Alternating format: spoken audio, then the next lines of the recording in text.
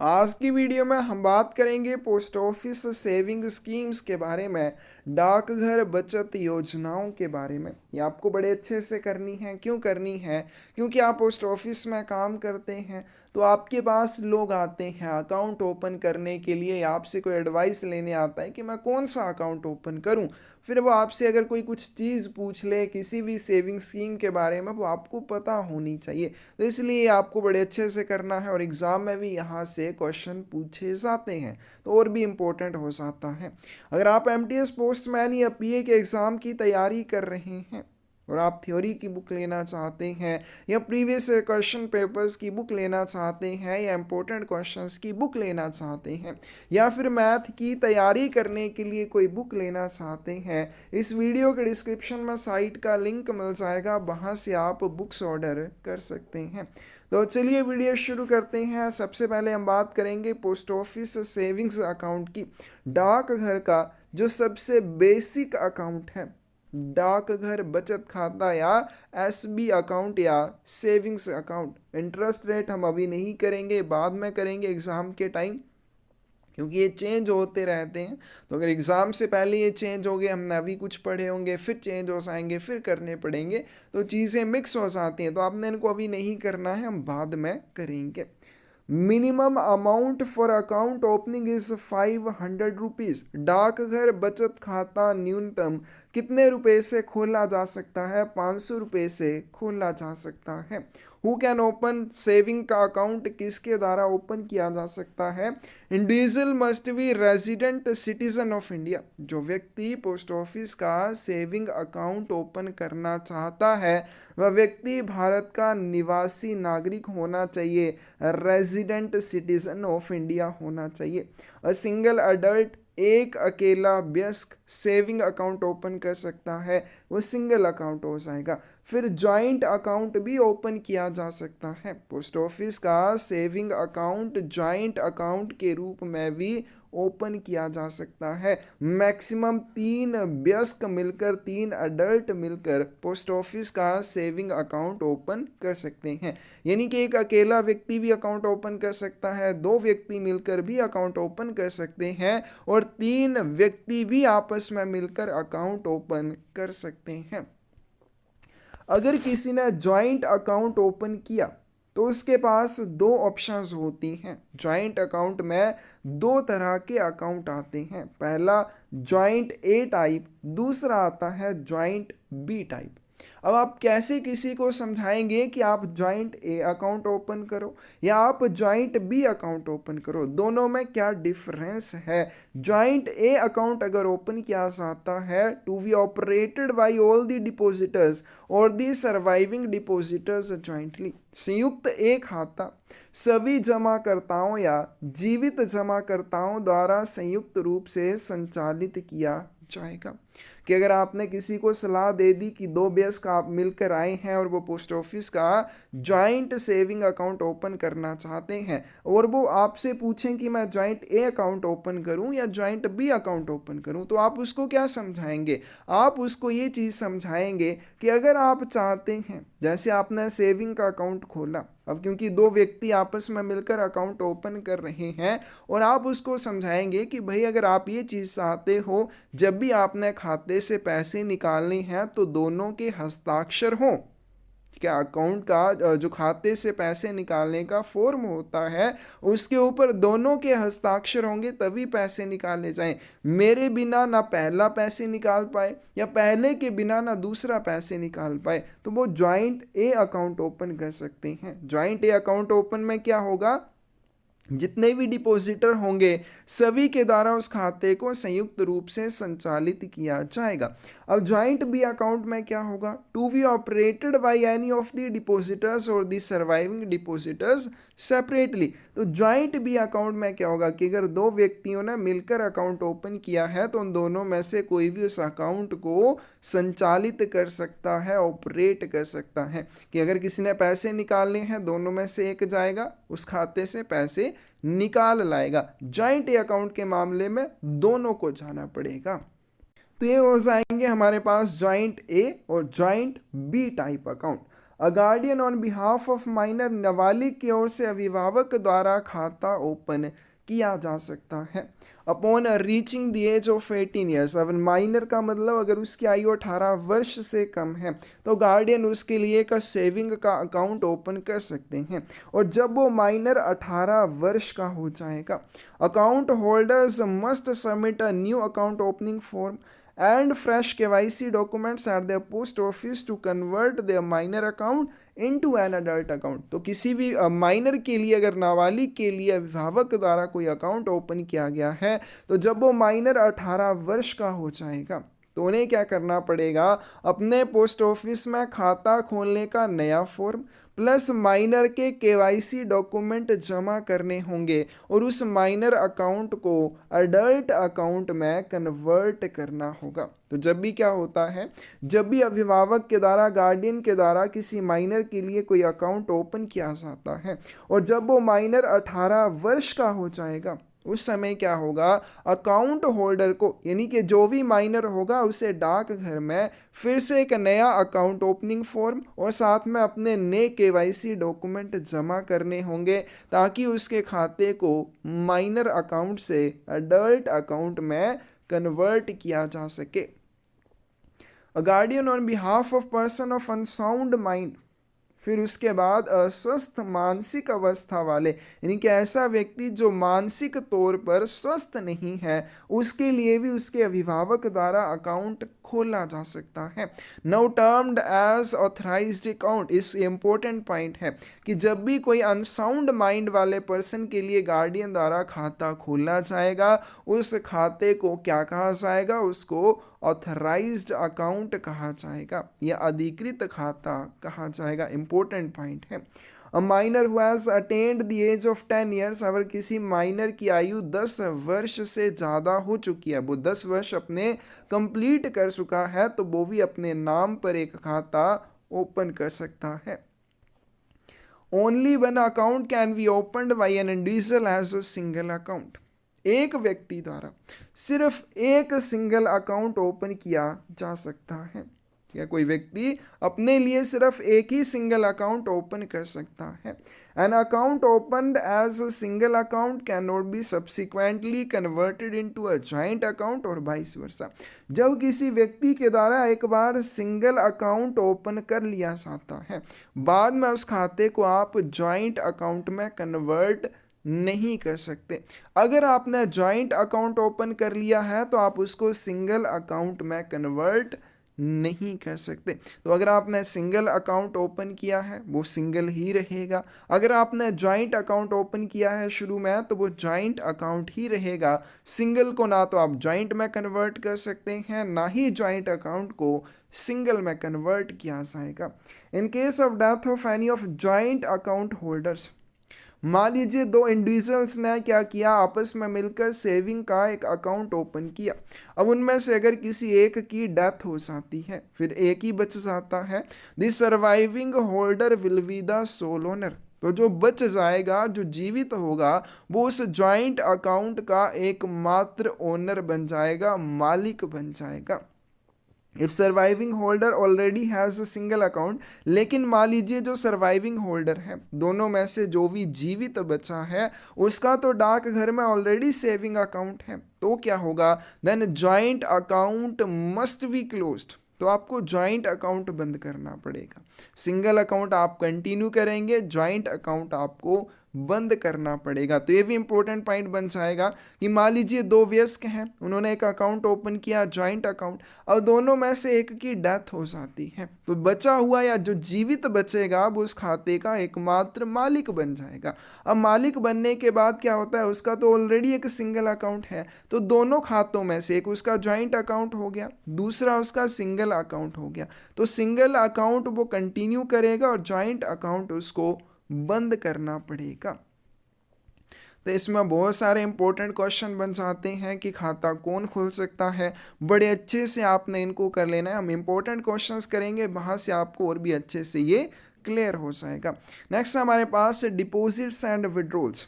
आपने सेविंग का account open कर लिया, आप उसमें जमा कैसे करेंगे, कितने मिनिमम करेंगे, मैक्सिमम कितने कर सकते हैं, या निकासी कैसे करेंगे।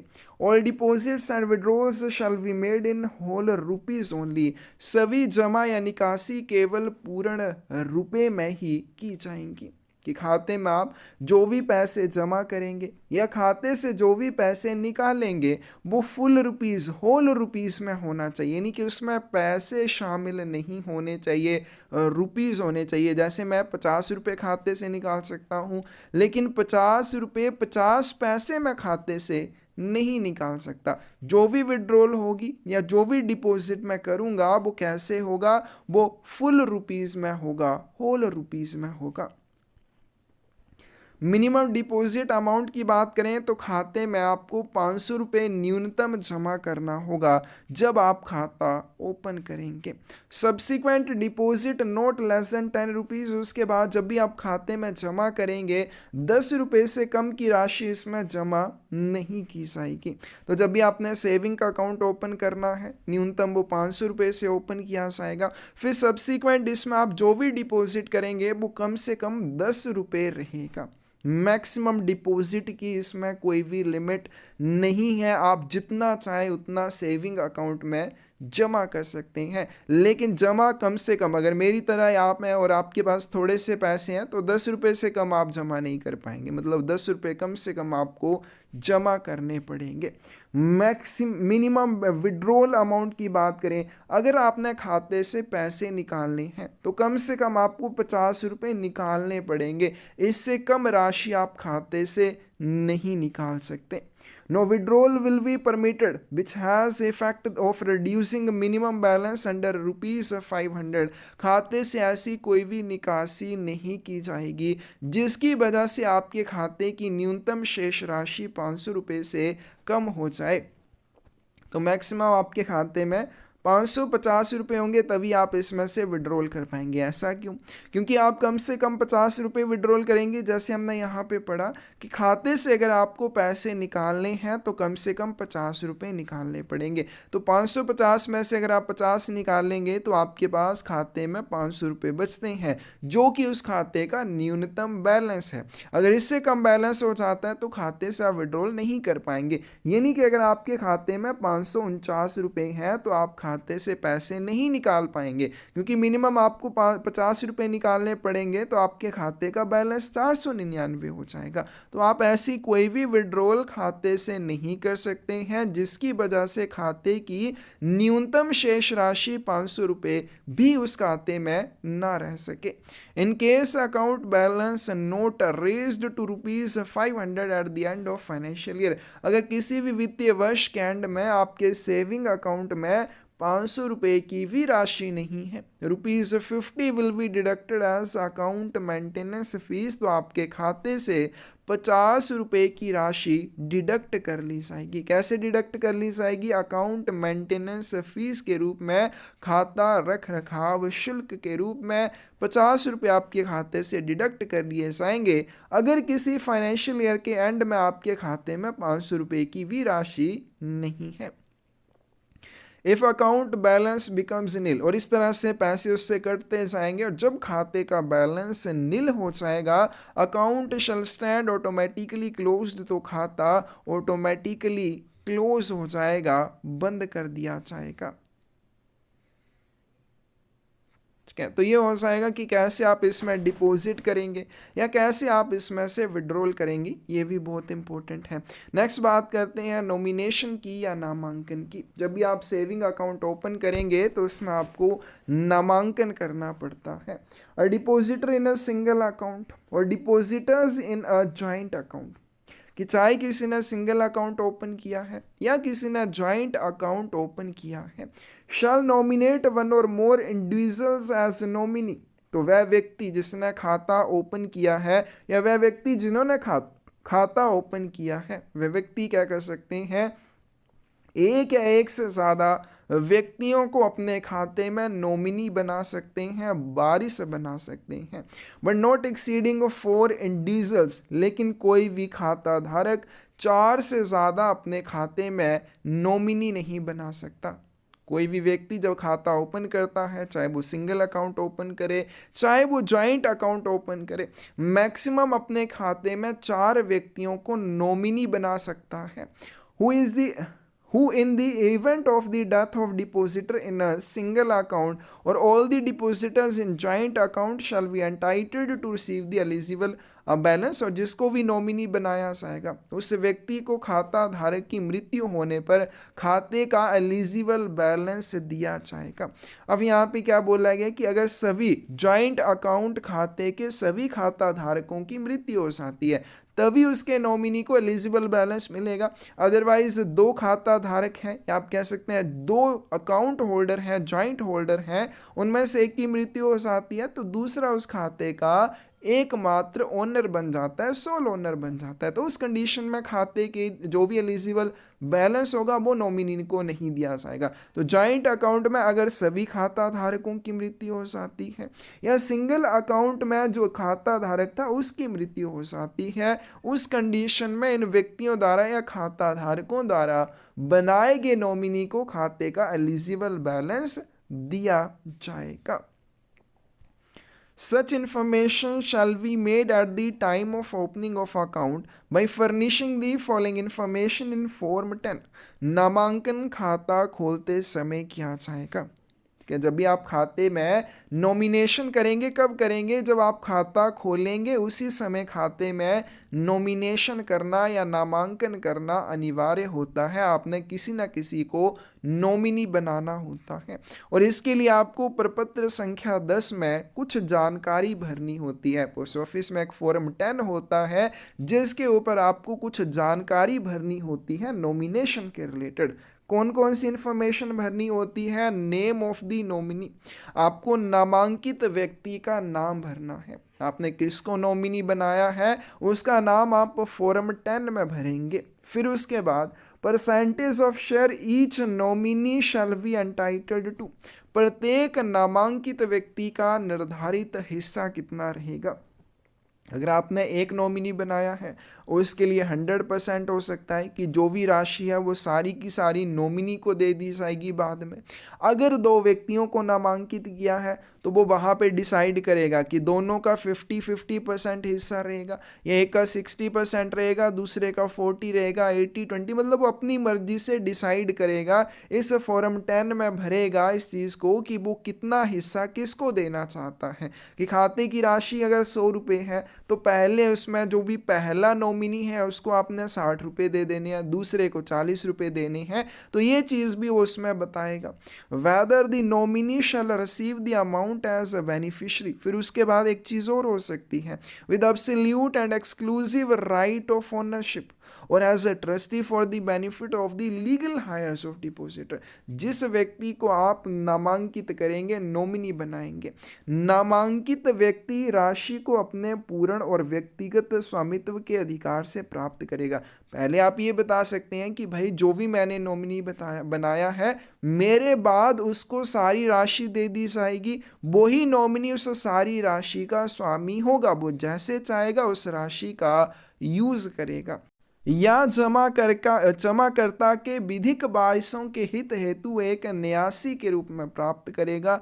इस चीज़ का उल्लेख उसे फॉर्म 10 में करना पड़ेगा। तो इस पॉइंट का सिंपल सा मतलब ये है कि आपने जिस व्यक्ति को नॉमिनी बनाना है उसके लिए आप फॉर्म 10 में ये चीज़ डिसाइड कर सकते हैं कि ये नॉमिनी पैसे का पूरा मालिक होगा, कि जो भी पैसे हैं वो नॉमिनी को दे देने हैं, वो जैसे चाहे उनका यूज़ करेगा, या वह केवल पैसों को असली वारिसों तक पहुंचाने के लिए जिम्मेदार व्यक्ति होगा। कि नॉमिनी को पैसे नहीं मिलने हैं, पैसे नॉमिनी को नहीं मिलने हैं, नॉमिनी क्या करेगा, उन पैसों को उस व्यक्ति के असली वारिसों तक पहुंचाएगा। तो इस चीज़ को भी आप फॉर्म 10 में फर्निश करेंगे। फॉर्म 10 में इस चीज़ का भी उल्लेख किया जाएगा। तो जब भी किसी व्यक्ति को नामांकित करना है ये सारी इन्फॉर्मेशन आपको फॉर्म 10 में भरनी होती है ताकि बाद में उस चीज़ के लिए कोई भी प्रॉब्लम ना आए।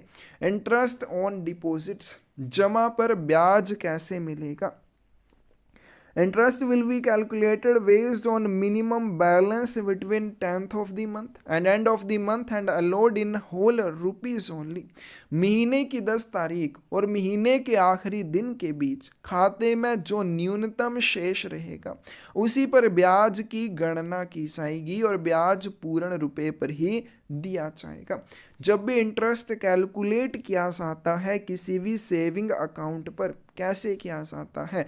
हर महीने किया जाता है। कब से कब तक?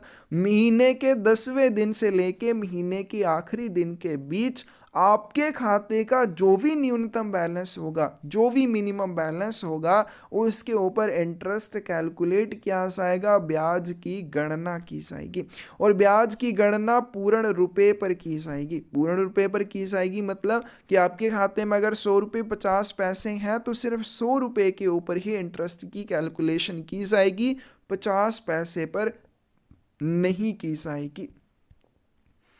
No interest will be allowed in a month if a balance at any time between 10th and last day of the month falls below ₹500।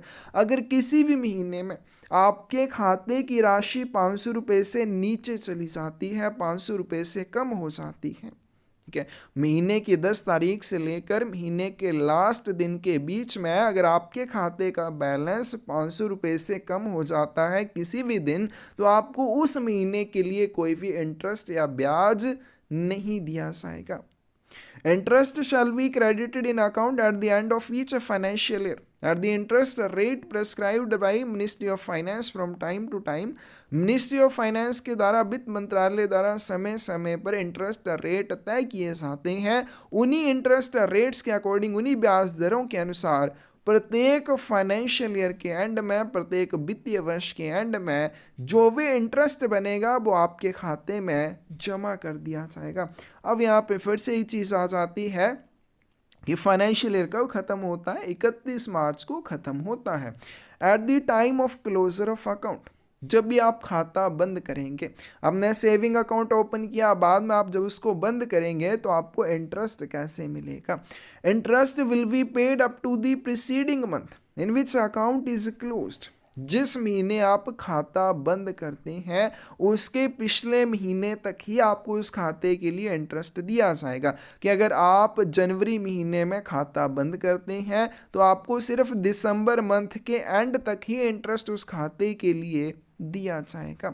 Under section 80 TTA of income tax act, from all the savings bank accounts, interest up to ₹10,000 earned in a financial year is exempted from taxable income।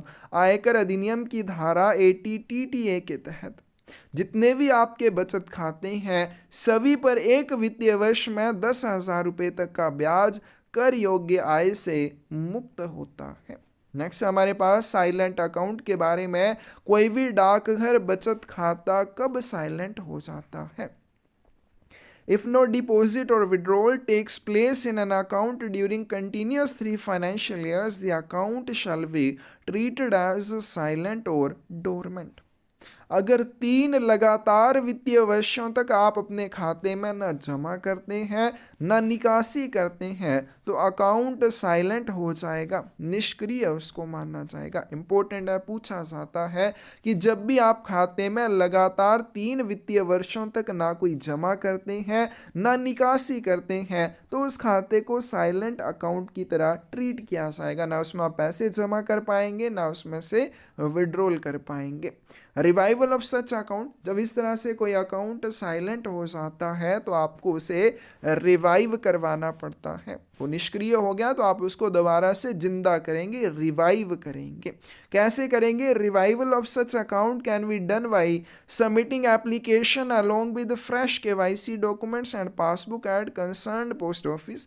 आपको अपने post office या संबंधित डाकघर में एक इसके लिए आवेदन जमा करना है और फ्रेश KYC डॉक्यूमेंट प्रस्तुत करने हैं। इस तरह से साथ में पासबुक भी आप प्रस्तुत करेंगे, जमा करेंगे, फिर आपका खाता रिवाइव होगा। This revival process is free of charge और खाते को रिवाइव करना पूरी तरह से निःशुल्क है। इसके लिए आपसे कोई भी चार्जेस नहीं लिए जाते। Additional facilities on SB account. और डाकघर बचत खाता आपने ओपन कर लिया, उसके ऊपर आपको कुछ एडिशनल फैसिलिटीज़ मिलती हैं। क्या क्या फैसिलिटीज़ मिलती हैं? आप खाते के लिए चेकबुक ले सकते हैं, एटीएम कार्ड जारी करवाया जा सकता है, ऑनलाइन बैंकिंग की फैसिलिटी ले सकते हैं, नेफ्ट, आरटीजीएस या फंड ट्रांसफ़र कर सकते हैं अपने पीपीएफ, एसएससी, एसबी अकाउंट में। अकाउंट ओपन या क्लोजिंग, अब ये जो अकाउंट ओपन या क्लोजिंग की बात की है, दूसरे अकाउंट्स की बात की है कि आप पीपीएफ का खाता है या फिर आपके दूसरे टाइम डिपॉजिट खाता है, रिकरिंग डिपॉजिट खाता है, ऐसे खाते आप इसके माध्यम से ओपन कर सकते हैं। वो बाद में करेंगे आने वाली वीडियोस में। आधार सीडिंग अपने खाते से करवा सकते हैं। एपीवाई, अटल पेंशन योजना, प्रधानमंत्री सुरक्षा बीमा योजना जिनके बारे में हम कर चुके हैं, जन सुरक्षा योजना यानी कि आप इसके माध्यम से ले सकते हैं, प्रधानमंत्री जीवन ज्योति बीमा योजना है, ई केवाईसी करवा सकते हैं और अकाउंट ओपन भी किया जा सकता है ई केवाईसी के माध्यम से, और आप ऑनलाइन इंटरेस्ट सर्टिफिकेट भी प्राप्त कर सकते हैं। तो ये था हमारे पास सेविंग अकाउंट के बारे में, डाकघर का सबसे बेसिक अकाउंट। आगे चलते हैं, एक और फेमस अकाउंट की बात करते हैं, रिकरिंग डिपॉजिट अकाउंट, राष्ट्रीय बचत आवर्ती जमा खाता। इंटरेस्ट की बात करें, क्वार्टरली कंपाउंड किया जाता है। अब इसका क्या मतलब होगा? जैसे आप अगर आरडी के खाते के बारे में थोड़ा सा जानते हैं, तो आरडी का खाता क्या होता है? जिसमें आप हर महीने पैसे जमा करते हैं। अगर आपने 100 रुपये का अकाउंट ओपन किया है, तो पहले महीने में 100 रुपये, दूसरे महीने में 100 रुपये, तीसरे महीने में 100 रुपये, इस तरह से आप खाते में जमा करते हैं।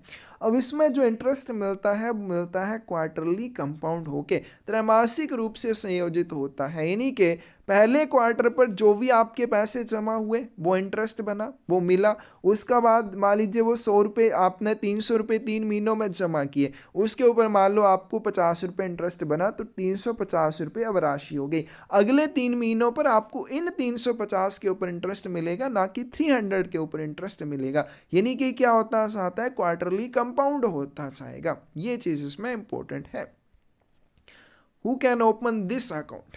रिकरिंग डिपॉजिट खाता किसके द्वारा खोला जा सकता है?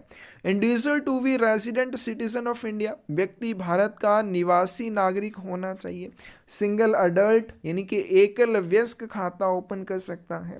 ज्वाइंट अकाउंट ओपन किया जा सकता है। 3 अडल्ट मिलकर ज्वाइंट ए या ज्वाइंट बी ज्वाइंट खाता ओपन कर सकते हैं। ज्वाइंट ए टाइप अकाउंट होगा, तो हमने ऐसे ऊपर भी पढ़ा, उसको क्या करना पड़ेगा, जितने भी उसमें जमा करता होंगे या जितने भी जीवित जमा करता होंगे, सभी को वो खाता सामूहिक रूप से संचालित करना पड़ेगा, यानी कि मिलकर चलाना पड़ेगा।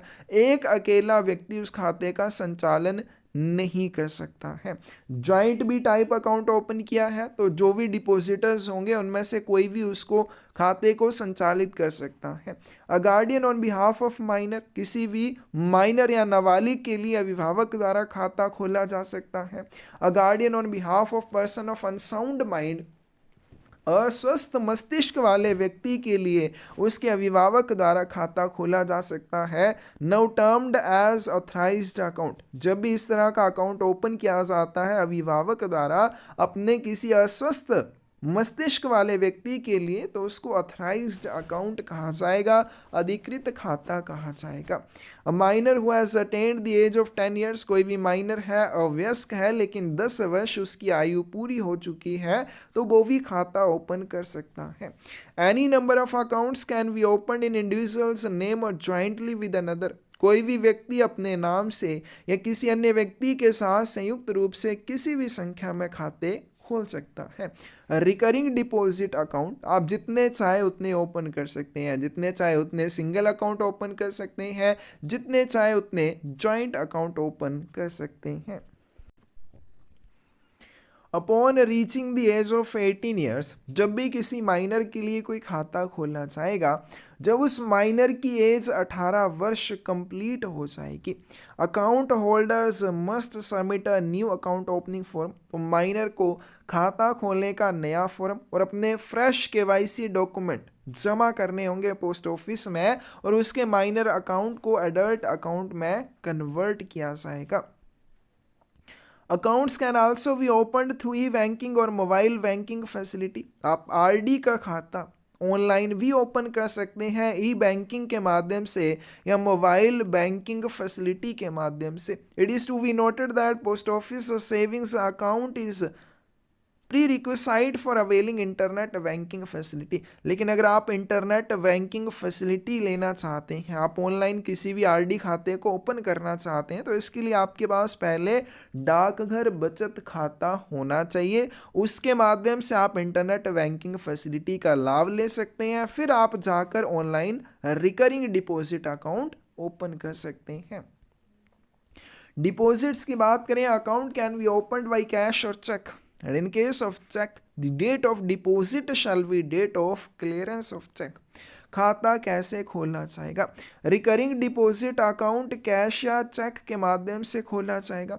अगर आप चेक के माध्यम से अकाउंट ओपन करते हैं तो जिस तारीख को चेक क्लियर होता है वही डेट उस खाते की ओपनिंग डेट बन जाती है। Minimum amount for monthly deposit is ₹100 and above minimum is multiple of 10 rupees. Recurring deposit खाता न्यूनतम 100 रुपये की राशि से खोला जा सकता है। और अगर आपके पास ज़्यादा पैसे हैं, इससे ज़्यादा राशि का अकाउंट ओपन करना चाहते हैं, तो इसके आगे 10 रुपये के मल्टीपल में आप रिकरिंग डिपॉजिट अकाउंट ओपन कर सकते हैं। 100 के बाद 110 रुपये का, उसके बाद 120 रुपये का, उसके बाद 130 रुपये का। तो इस तरह से आप 10 रुपये के मल्टीपल में आरडी का खाता ओपन कर सकते हैं। मैक्सिमम इसमें कोई भी लिमिट नहीं है, आप जितने चाहे उतने रुपए का आरडी अकाउंट ओपन कर सकते हैं। चाहे 1 लाख पर मंथ कर लो, चाहे 5 लाख पर मंथ कर लो, इसकी कोई भी लिमिट नहीं है।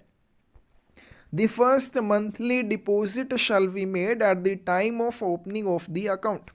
पहला जमा जो आपको खाते में करना है वो खाता खोलने के समय करना है। पहला जो मंथली डिपॉजिट होगा रिकरिंग डिपॉजिट का, वो आपको खाता खोलने के समय करना होगा। Subsequent deposits equal to first deposit. पहला डिपॉजिट करने के बाद अगले महीने में आपने जो डिपॉजिट करना है वो पहले डिपॉजिट या पहले जमा के बराबर होगा। एग्जाम्पल लेके समझते हैं, आपने अकाउंट ओपन किया 100 रुपये का, तो ये हो गया आपने ये 100 रुपये की राशि देनी है जब आपने खाता खोला। अब उस महीने के आपके 100 रुपये जमा हो गए, अब आपने नेक्स्ट मंथ 100 रुपये जमा करने हैं। तो जितने का आपने अकाउंट ओपन किया है उतनी ही राशि आपको अगले महीने में इस खाते में जमा करनी पड़ेगी।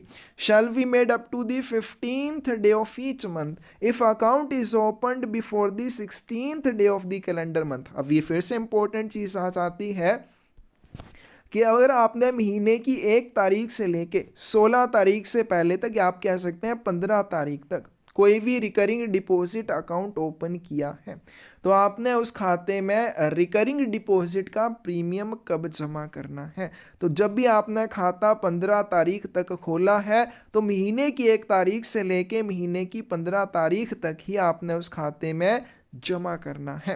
Up to the last working day of each month if the account is opened between the 16th day and the last working day of calendar month. अगर आपने खाता महीने की 16 तारीख से लेके महीने के एंड के बीच में खोला है, अगर 16 तारीख से लेके महीने के एंड के बीच तक आपने खाता ओपन किया है, तो आपने इस खाते में कब जमा करना है? महीने की 1 तारीख से लेके महीने के एंड तक आप कभी भी इसमें जमा कर सकते हैं।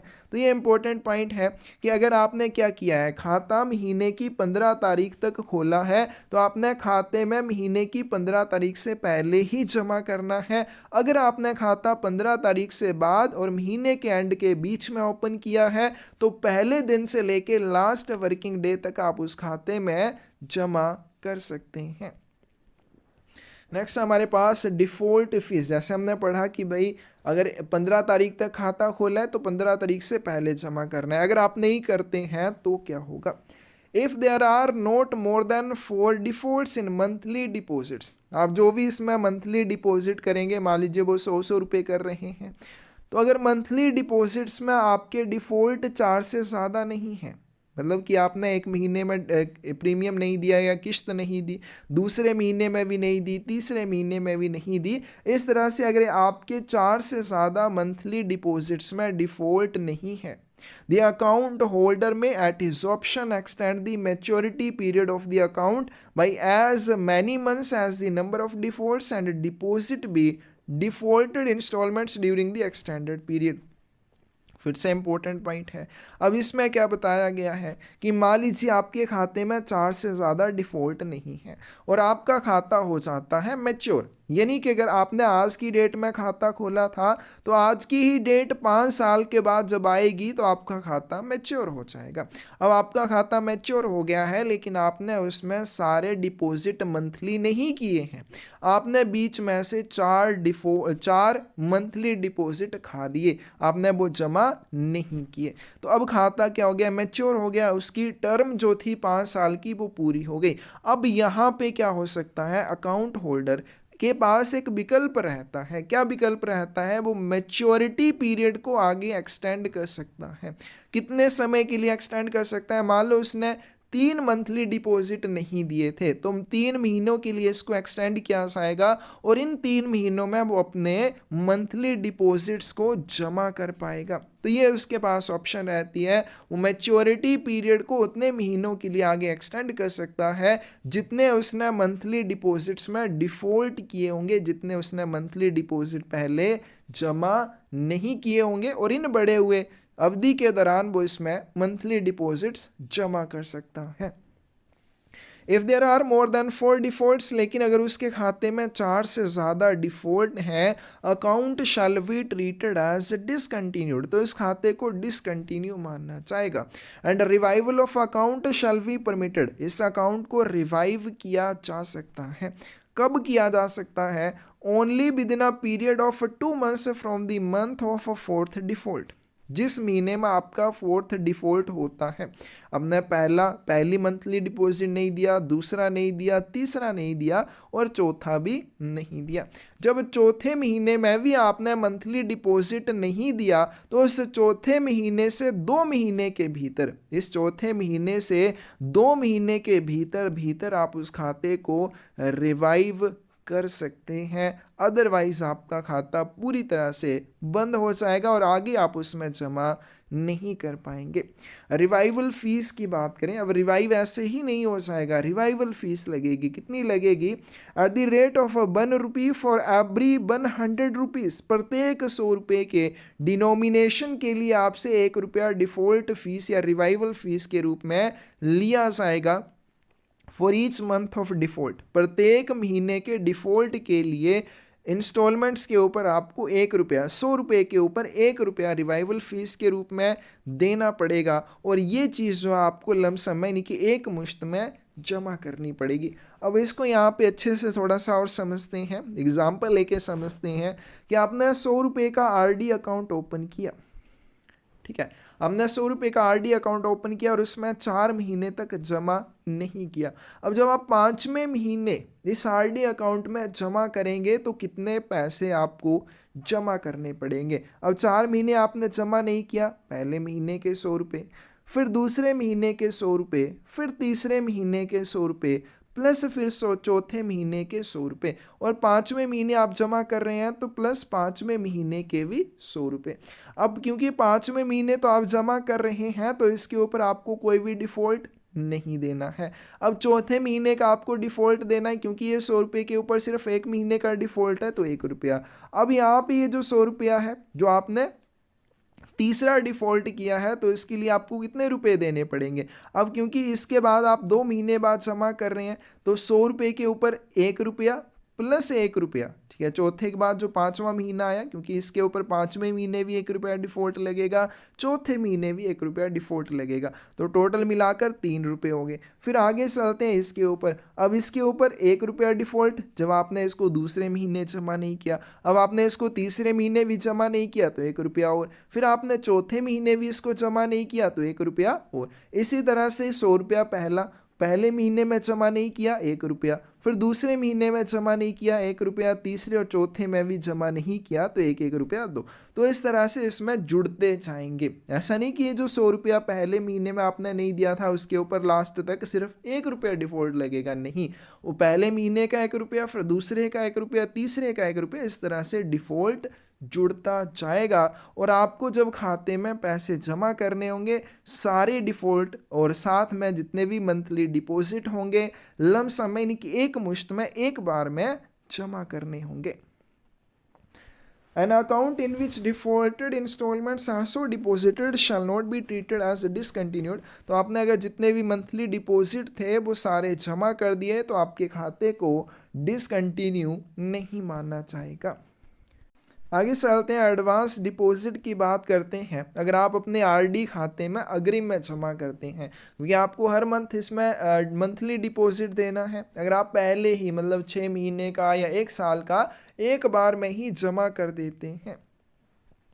Individual can make advance deposit for any period up to 5 years.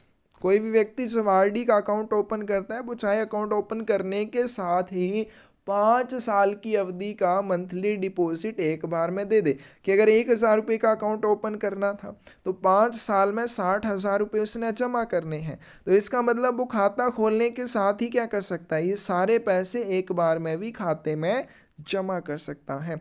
अगर वो इस तरह से जमा करता है तो उसको रिवेट दिया जाएगा, उसको छूट दी जाएगी। कितना रिवेट दिया जाएगा? Rebate on advance deposit for an account of 100 rupees denomination is as follow. 100 रुपये मूल्य वाले खाते में अग्रिम जमा पर कितनी रिवेट मिलेगी? अगर आपने 100 रुपये का अकाउंट ओपन किया है तो रिवेट कितना मिलेगा? If 6 or more deposits but not exceeding 11 deposits made in any calendar month. आप मान लीजिए किसी कैलेंडर मंथ में जाते हैं और आपके मन में आता है कि मैंने 6 महीने का एक साथ में जमा कर देना है, या मैंने 7 महीने के डिपॉजिट या 8 या 9 इस तरह से मैक्सिमम 11 तक के डिपॉजिट आपने एक बार में जमा करने हैं, तो आपको 100 रुपये के डिनोमिनेशन पर 10 रुपये का रिवेट मिलेगा। मतलब अगर आपका 1,000 रुपये का खाता होगा तो आपको कितना रिवेट मिल जाएगा? आपको 100 रुपये का रिवेट मिल जाएगा। आप टोटल कितने, आप मान लो 6 किस्तें एक बार जमा करते हैं तो आपको 6,000 रुपये जमा करने हैं और उसके ऊपर आपको 100 रुपये का रिवेट मिल जाएगा, तो आपके टोटल 5,900 रुपये जमा होंगे। तो इस तरह से आपको 100 रुपये के डिनोमिनेशन पर 10 रुपये का रिवेट मिल जाएगा अगर आप 6 डिपॉजिट एडवांस में करते हैं या मैक्सिमम 11 तक। 6 करें, चाहे 7 करें, चाहे 8, 9, 10 या 11 करें, तो आपको कितना इसमें रिवेट मिलेगा? 10 रुपये का रिवेट मिलेगा। If 12 or more deposits made in any calendar month, अगर आप किसी कैलेंडर माह में 12 डिपॉजिट एक बार में कर देते हैं या फिर आप 12 से ज़्यादा डिपॉजिट से एक बार में जमा करते हैं तो आपको क्या मिलेगा? 40 रुपीज़ फॉर एवरी 12 डिपॉजिट्स। तो प्रत्येक 12 डिपॉजिट्स के लिए आपको 40 रुपये का रिवेट मिलेगा। अब ये चीज़ यहाँ पे समझने वाली है। And ₹10 for the balance if any of the less than 6 months deposit. अब यहाँ पे ये चीज़ अच्छे से समझनी है, क्या बोला गया है कि अगर आप क्या करते हैं 12 एडवांस डिपॉजिट करते हैं तो आपको 100 रुपये के डिनोमिनेशन पर 40 रुपये का रिवेट मिलेगा। कि अगर आप 100 रुपये का खाता ओपन कर रहे हैं और आपने 12 डिपॉजिट किए, यानी कि आपने 1200 रुपये जमा किए और उसमें से आपको 40 रुपये का रिवेट मिल गया।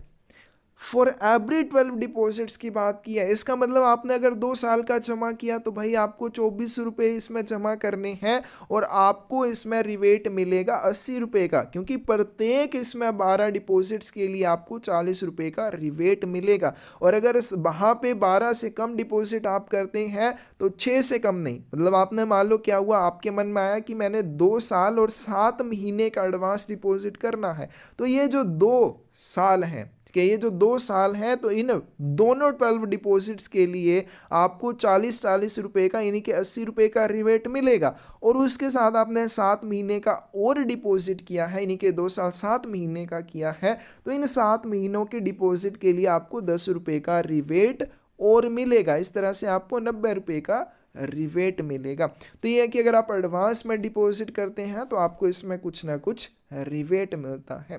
अब आप रिकरिंग डिपॉजिट खाते के ऊपर लोन भी ले सकते हैं। Depositors may avail loan facility up to 50% of the deposits made in the accounts. खाते में जो भी आपने जमा किया है उसके 50% तक, अगर आपने 1,000 रुपया जमा किया है तो आप 500 रुपये तक उस खाते में लोन ले सकते हैं। कब ले सकते हैं? After the account has been in operation for at least 1 year. आपका खाता कम से कम 1 साल तक ऑपरेशन में होना चाहिए, मतलब 1 साल तक कम से कम चला हुआ होना चाहिए। और दूसरी बात, 12 monthly deposits have been made in the account. खाते में 12 मासिक किस्तें जमा की हुई होनी चाहिए, तब आप उस खाते पर लोन ले सकते हैं। तो जब अगर आपने खाता ओपन किया है रिकरिंग डिपॉजिट का, तो आप उसके ऊपर लोन ले सकते हैं। कितना लोन ले सकते हैं? जो भी आपके खाते का बैलेंस होगा उसका 50% आप लोन ले सकते हैं, लेकिन खाता 1 साल तक संचालित होना चाहिए, चला हुआ होना चाहिए। दूसरी बात, उसमें कम से कम 12 मंथली डिपॉजिट हुए होने चाहिए, 12 किस्तें आपने जमा करवाई होनी चाहिए। Loan can be repaid in one lump sum or in equal monthly instalments. आपने लोन ले लिया, अब जब आप उसको वापस करेंगे तो कैसे करेंगे? आप एक बार में भी उसको वापस कर सकते हैं या उसको मंथली इंस्टॉलमेंट्स में भी वापस कर सकते हैं। कि अगर आपने 500 रुपये का लोन लिया है तो आप 500 रुपये इकट्ठा भी वापस कर सकते हैं, या उसकी इक्वल मंथली इंस्टॉलमेंट्स बनवा सकते हैं कि आप उसकी 100 रुपये की इंस्टॉलमेंट बनवा सकते हैं। 5 इंस्टॉलमेंट बनवाएंगे, उस तरह से आप हर महीने 100 रुपया दे सकते हैं।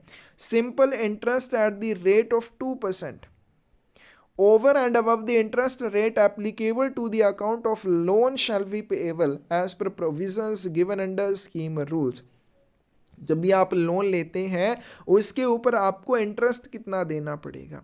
लोन ले लिया आपने 500 रुपये और उसके ऊपर आपको इंटरेस्ट कितना देना पड़ेगा, जो भी स्कीम के ऊपर इंटरेस्ट रेट चल रहा होगा। जैसे वर्तमान की बात करें, एग्जाम्पल लेते हैं, वर्तमान की बात क्यों करनी है कि 7% अगर किसी भी आरडी खाते पर आपको इंटरेस्ट रेट मिल रहा है, तो आपने उसके ऊपर अगर लोन ले लिया तो उस लोन के ऊपर आपको इससे 2% ज़्यादा इंटरेस्ट रेट पड़ेगा, यानी कि 9% उसके ऊपर इंटरेस्ट रेट आपको देना पड़ेगा।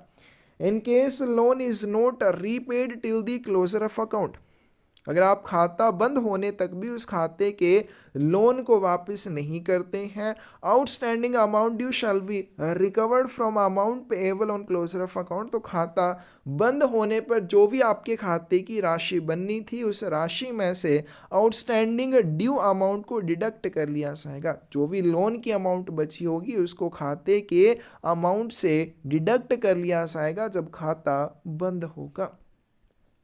प्री मैच्योर क्लोजर, अब आपने खाता तो ओपन कर लिया लेकिन आप उसका संचालन नहीं कर पा रहे हैं, आप उसको समय से पहले बंद करना चाहते हैं, तो कब कर सकते हैं?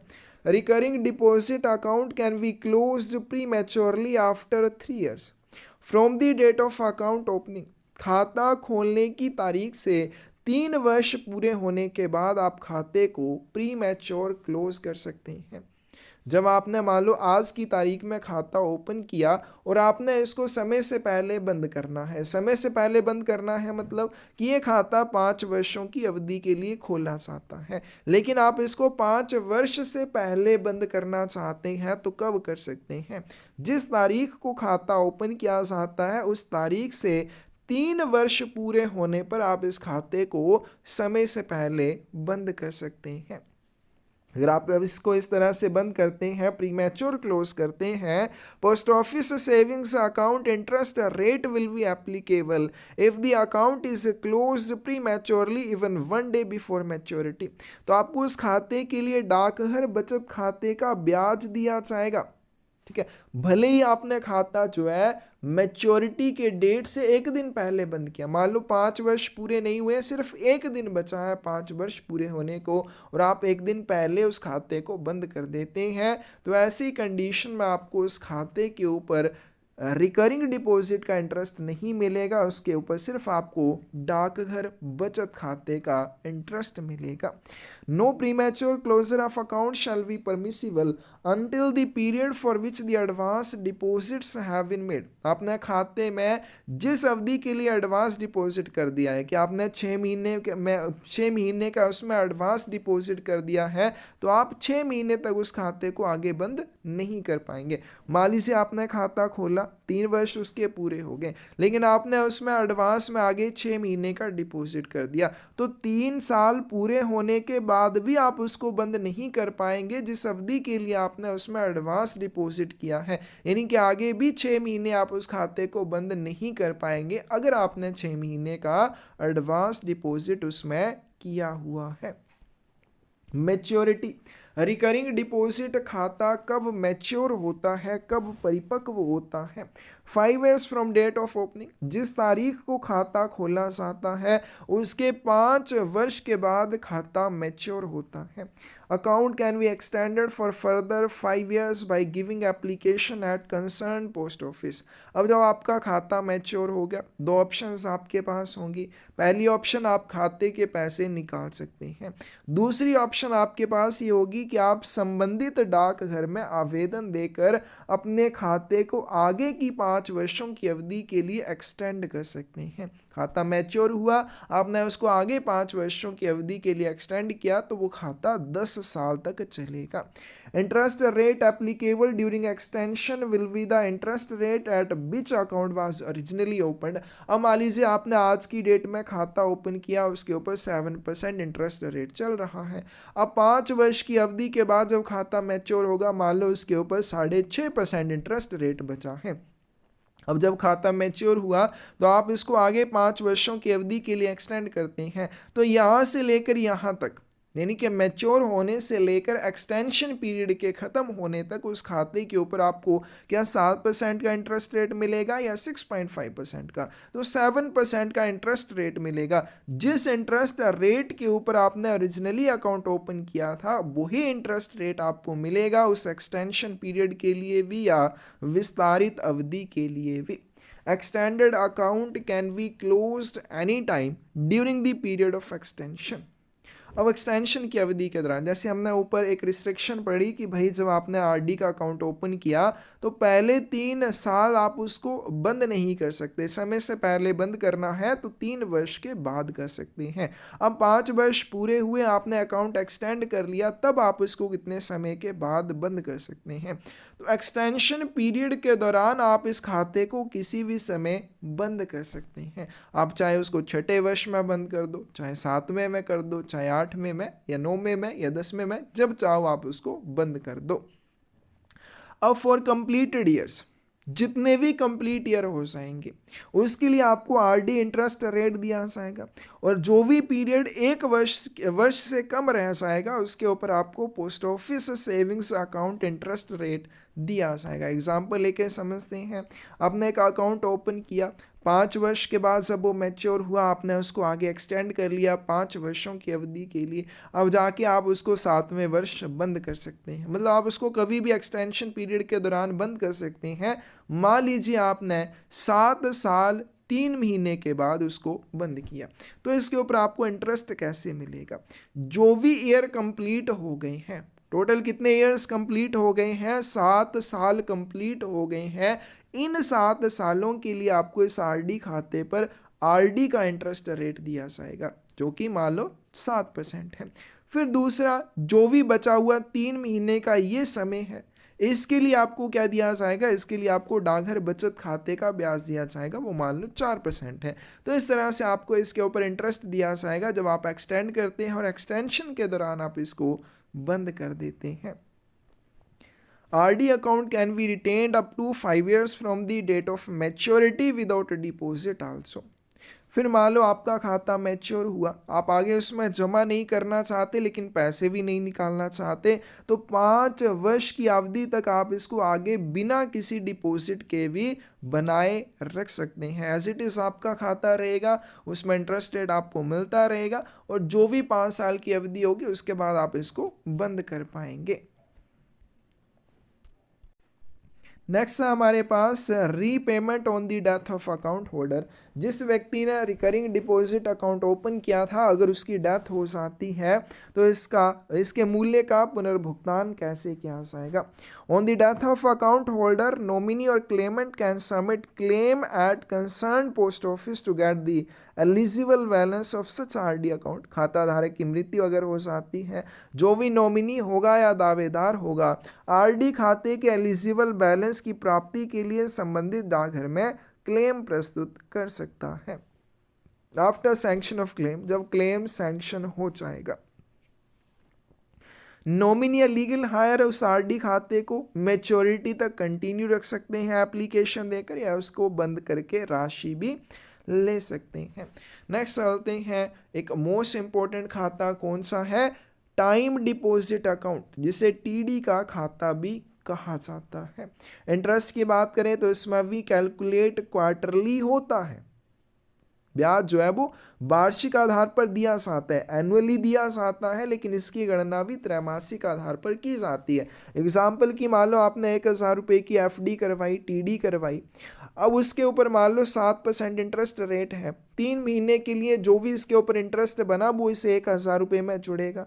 फिर आगे के 3 महीनों के लिए मान लो सिर्फ एग्जाम्पल ले रहे हैं कि 1,000 रुपये का आपने खाता खोला टीडी का, 3 महीने का उसके ऊपर इंटरेस्ट बना मान लो 30 रुपये। अब आगे की जो 3 महीने की अवधि होगी उसके ऊपर आपको इसमें इंटरेस्ट के लिए जो अमाउंट ली जाएगी वो 1,030 रुपये ली जाएगी। फिर अगले 3 महीनों में 1,030 रुपये के ऊपर जो भी इंटरेस्ट बनेगा अगले 3 महीनों के लिए उस टोटल अमाउंट को लिया जाएगा। तो इस तरह से आपको इसमें इंटरेस्ट कैलकुलेट होता है क्वार्टरली, लेकिन पे कैसे क्या जाता है, एनुअली। अब इसमें ये भी चीज़ समझने वाली है कि मान लो आपने 5 वर्ष का सावधि जमा खाता खोला, उसमें आपको इंटरेस्ट कैसे मिलेगा, जब खाता खोलने की तारीख से लेकर 1 वर्ष पूरा हो जाएगा इंटरेस्ट मिलेगा, दूसरा वर्ष पूरा हो जाएगा इंटरेस्ट मिलेगा, यानी कि आपको हर वर्ष इंटरेस्ट मिलेगा, चाहे आप 1 वर्ष का खाता ओपन करो, चाहे आप 3 वर्ष का करो, चाहे आप 5 वर्ष का खाता ओपन करो। अब ये जो टाइम डिपॉजिट अकाउंट है इसको कौन ओपन कर सकता है, individual to be the resident citizen of India, खाता खोलने वाला व्यक्ति भारत का निवासी नागरिक होना चाहिए। अ सिंगल एडल्ट, एक वयस्क खाता खोल सकता है, यानी कि सिंगल एक व्यक्ति जाएगा वो भी खाता खोल सकता है। जॉइंट अकाउंट भी खोला जा सकता है, जॉइंट अकाउंट 3 एडल्ट मिलकर आपस में खोल सकते हैं। तो इसमें भी वही सेम ऑप्शन, या जॉइंट ए अकाउंट ओपन कर लो या जॉइंट बी अकाउंट ओपन कर लो। अगर जॉइंट ए अकाउंट ओपन किया है तो जितने भी डिपॉजिटर्स होंगे सभी उस खाते को ऑपरेट करेंगे। अगर जॉइंट बी अकाउंट ओपन करते हैं तो खाता धारकों में से कोई भी उस खाते को ऑपरेट कर सकता है, संचालित कर सकता है। अ guardian on behalf of minor, minor के लिए गार्डियन के द्वारा खाता खोला जा सकता है। अ guardian on behalf of person of unsound mind, कोई ऐसा व्यक्ति है जो मानसिक तौर पर स्वस्थ नहीं है, उसके लिए भी उसके गार्डियन द्वारा अकाउंट ओपन किया जा सकता है, और इस तरह के खाते को ऑथराइज्ड अकाउंट कहा जाएगा। A minor who has attend the age of 10 years, एक माइनर जिसकी आयु 10 वर्ष पूरी हो चुकी है वो भी अकाउंट ओपन कर सकता है। Any number of accounts can be opened in individual's name or jointly with another, किसी भी व्यक्ति के नाम पर आप जितने चाहे उतने अकाउंट ओपन कर सकते हैं। अकाउंट आप इंडिविजुअल मतलब अकेला बेस्क भी ओपन कर सकता है और जॉइंट अकाउंट भी ओपन किए जा सकते हैं, यानी कि जितने चाहे आप उतने खाते ओपन कर सकते हैं।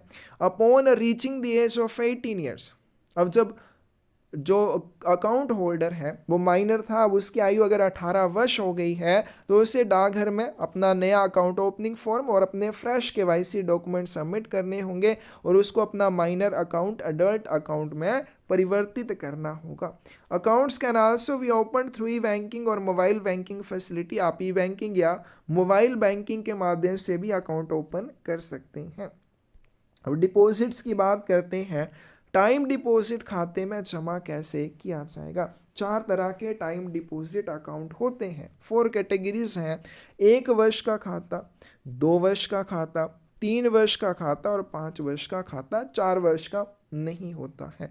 तो टाइम डिपॉजिट अकाउंट आप 1 वर्ष के लिए ओपन कर सकते हैं, 2 वर्ष के लिए, 3 और 5 वर्ष के लिए भी ओपन कर सकते हैं। Account can B opened with minimum of ₹1000 and in multiple of 100, खाता टाइम डिपॉजिट का न्यूनतम 1,000 रुपये से खोला जा सकता है। इससे ज़्यादा अमाउंट का ओपन करना है तो 100 रुपये के मल्टीपल में किया जा सकता है। यानी कि 1,000 रुपये के बाद आप 1,100 रुपये का खाता खोल सकते हैं, 1,200 का, 1,300 का खोल सकते हैं। और इसमें मैक्सिमम इन्वेस्टमेंट लिमिट नहीं है, आप जितना चाहे उतना इन्वेस्ट कर सकते हैं, करोड़ कर दो, 2 करोड़ कर दो, जितना आप चाहे उतना इन्वेस्ट कर सकते हैं। Interest shall B compounded quarterly and payable annually, हमने ऊपर पढ़ लिया कि इसमें जो इंटरेस्ट कैलकुलेट किया जाता है वो क्वार्टरली कंपाउंड होता है, त्रैमासिक आधार पर, यानी कि चक्रवृद्धि ब्याज आपको मिलता है, लेकिन दिया कब जाता है, एनुअली दिया जाता है। No additional interest shall be payable on the amount of interest that has become due for payment but not withdrawn by the account holder। मान लीजिए किसी ने टाइम डिपॉजिट अकाउंट ओपन किया, अब 1 वर्ष के बाद उसको इंटरेस्ट मिला, अगर वो इंटरेस्ट को विड्रॉ नहीं करता है तो क्या होगा, जो भी उसको इंटरेस्ट मिलेगा उस इंटरेस्ट के ऊपर आगे इंटरेस्ट नहीं मिलेगा। मान लो उसने 1,00,000 रुपये का खाता ओपन किया 5 वर्ष के लिए, उसको 1 वर्ष का मिला 8,000 रुपये। अब 8,000 रुपये उसने विड्रॉ नहीं किए तो इस 8,000 रुपये के लिए ये 5 वर्ष की अवधि तक या 4 वर्ष आगे ऐसे का 8,000 ही रहेगा, इसके ऊपर इंटरेस्ट नहीं मिलेगा। तो जो आपको इंटरेस्ट मिलता है उस इंटरेस्ट के ऊपर आगे इंटरेस्ट आपको नहीं मिलता है। लेकिन अब इसमें ऑप्शन क्या है, इसमें आपका अभी सेविंग अकाउंट लिंक किया जाता है, जो भी इंटरेस्ट बनेगा डायरेक्ट सेविंग के अकाउंट में जाएगा और उसके ऊपर फिर आपको आगे सेविंग में इंटरेस्ट मिल जाता है। The annual interest may be credited either to post office savings account or bank account of the customer if mandated। Standing instructions और ECS mandate, electronic clearing service के बारे में हमने पढ़ा था, उसमें क्या होता है, तो इसमें जो भी एनुअल इंटरेस्ट बनता है वो डाकघर बचत खाते में या ग्राहक द्वारा अगर स्टैंडिंग इंस्ट्रक्शंस दी जाती हैं तो उसके बैंक अकाउंट में भी चला जाता है। The investment under 5-year TD qualifies for the deduction of Section 80C of Income Tax Act 1961। 5 वर्ष का जो टाइम डिपॉजिट खाता है उसमें आपको क्या मिलती है, इनकम टैक्स में छूट मिलती है। 1961 की धारा 80C के अंतर्गत कर छूट के लिए भी योग्य होता है। मैच्योरिटी की बात करें, deposit amount shall be repayable after expiry of 1 year, 2 year, 3 year, 5 year as the case may be from the date of account opening. तो आपने अगर 1 वर्ष का खाता ओपन किया है तो खाता खोलने की तारीख से 1 वर्ष पूरा होने के बाद खाता मैच्योर होगा। 2 वर्ष का खोला है तो खाता खोलने की तारीख से 2 वर्ष के बाद मैच्योर हो जाएगा। एक्सटेंशन ऑफ अकाउंट की बात करें, खाते का विस्तार कैसे होगा। ऑन मैच्योरिटी डिपोजिटर में further extend TD account for another tenure for which account was initially opened. जब खाता मैच्योर होगा, जमाकर्ता के पास एक ऑप्शन होती है, वो खाते को आगे एक्सटेंड कर सकता है, आगे बढ़ा सकता है।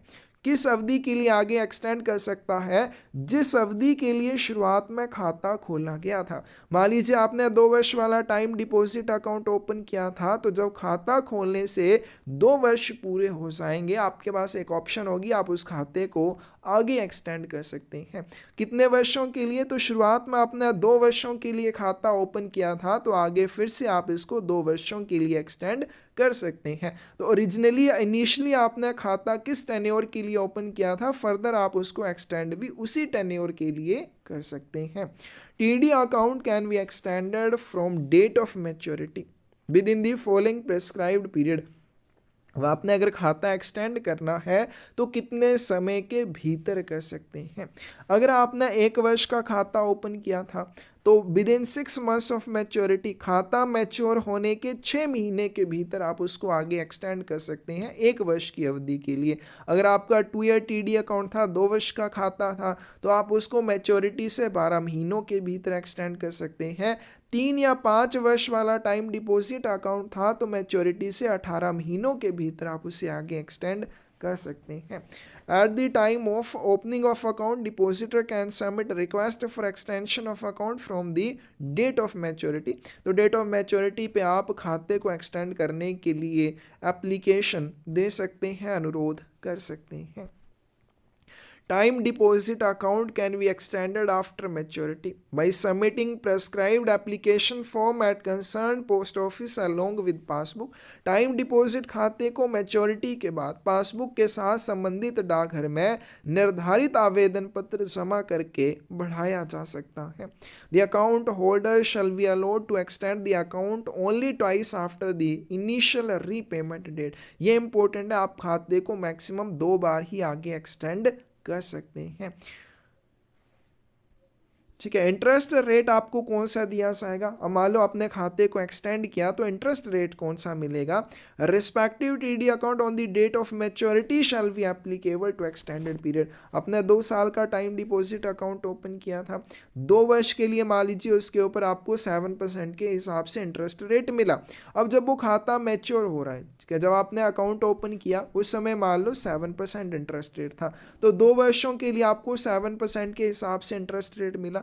अब जब वो खाता मैच्योर हुआ, मान लो उसके ऊपर 7.5% इंटरेस्ट रेट है और आप उसको एक्सटेंड करते हैं, तो एक्सटेंशन पीरियड के दौरान आपको 7.5% के हिसाब से ही उसके ऊपर इंटरेस्ट मिलेगा, ना कि 7% के हिसाब से.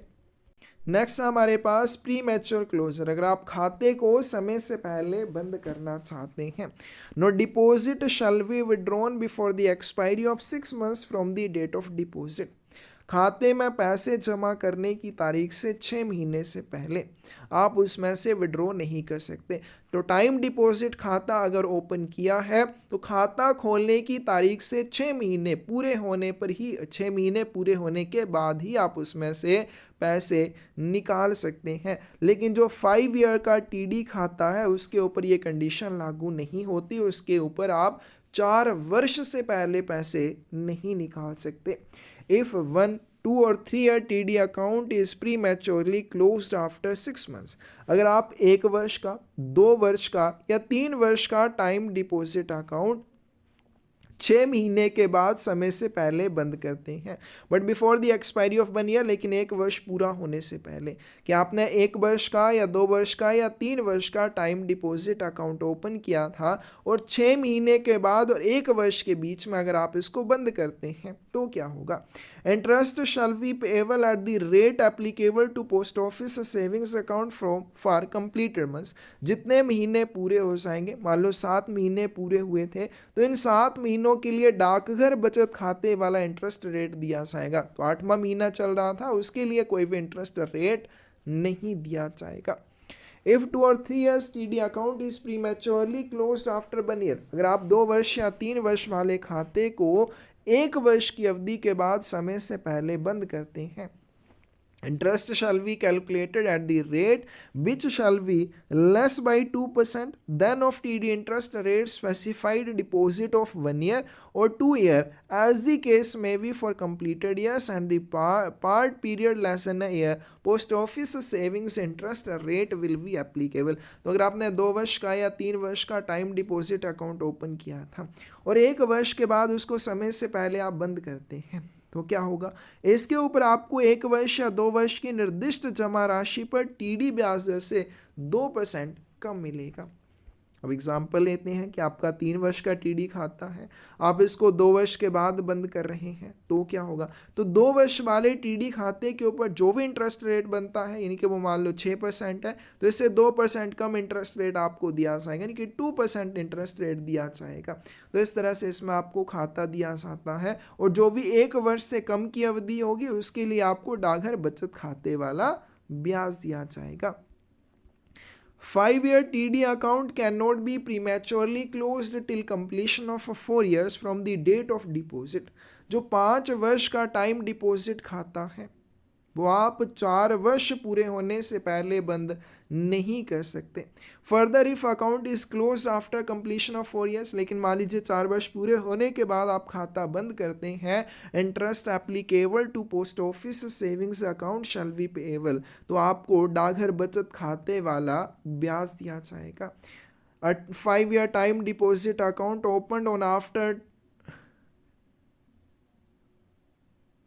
10th November 2023 can not be closed until 4 years।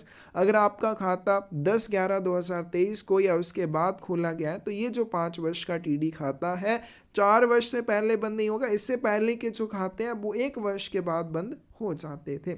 अब इस खाते को आप गिरवी भी रख सकते हैं, इसको प्लेज भी कर सकते हैं।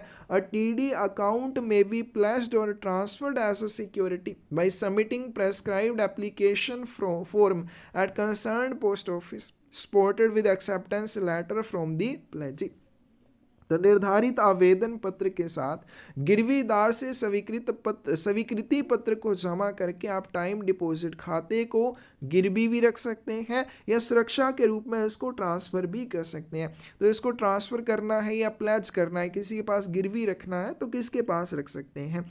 प्रेसिडेंट ऑफ इंडिया या गवर्नर ऑफ स्टेट के पास रख सकते हैं।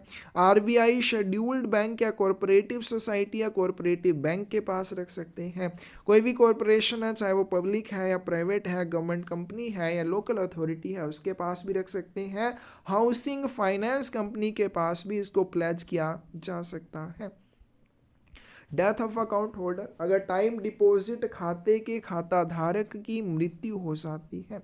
On the death of a single account holder, मान लीजिए ज्वाइंट अकाउंट ओपन किया था, the deposit bill in the account shall be payable to nominee और लीगल हायर। या ज्वाइंट अकाउंट ओपन किया था, सभी खाता धारकों की मृत्यु हो गई। सिंगल अकाउंट ओपन किया था तो सिंगल अकाउंट होल्डर की अगर मृत्यु हो जाती है तो क्या होगा? जो भी उस खाते का एलिजिबल बैलेंस होगा वो नॉमिनी या लीगल हायर को दे दिया जाएगा।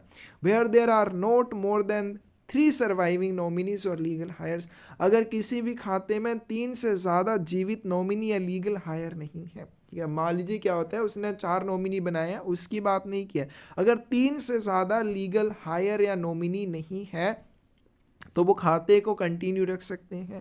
And receive the amount of deposit along with interest in the manner provided for in the scheme as if they had open the account themselves if they are otherwise eligible to make deposit under this scheme. कि मान लीजिए 3 से ज़्यादा उसमें nominee नहीं है, legal higher नहीं है, तो वो खाते को आगे कंटिन्यू रख सकते हैं। जैसे उन्होंने खुद खाता ओपन किया था उसी तरह से उनका खाता बन जाएगा और उनको जो भी उसके ऊपर इंटरेस्ट बनेगा मैच्योरिटी के समय दे दिया जाएगा। ऑन डेथ ऑफ 1 और 2 of the account holders in a joint account, अब जॉइंट अकाउंट था उसमें से मान लीजिए एक जॉइंट होल्डर की डेथ हो जाती है। अगर 3 ने अकाउंट ओपन किया था और उसमें से 2 की डेथ हो जाती है तो जो सर्वाइविंग होल्डर बचेगा वो खाते का एकमात्र ओनर बन जाएगा और अपने खाते को आगे कंटिन्यू रख सकता है या अपने खाते को बंद भी कर सकता है, उसकी अपनी मर्जी रहेगी। तो आज की वीडियो में बस हम इन 3 सेविंग स्कीम्स के बारे में करेंगे। नेक्स्ट हम करेंगे नेक्स्ट वीडियो में, तीनों बहुत ज़्यादा इंपॉर्टेंट है। सेविंग अकाउंट है, रिकरिंग डिपॉजिट अकाउंट है या टाइम डिपॉजिट अकाउंट है।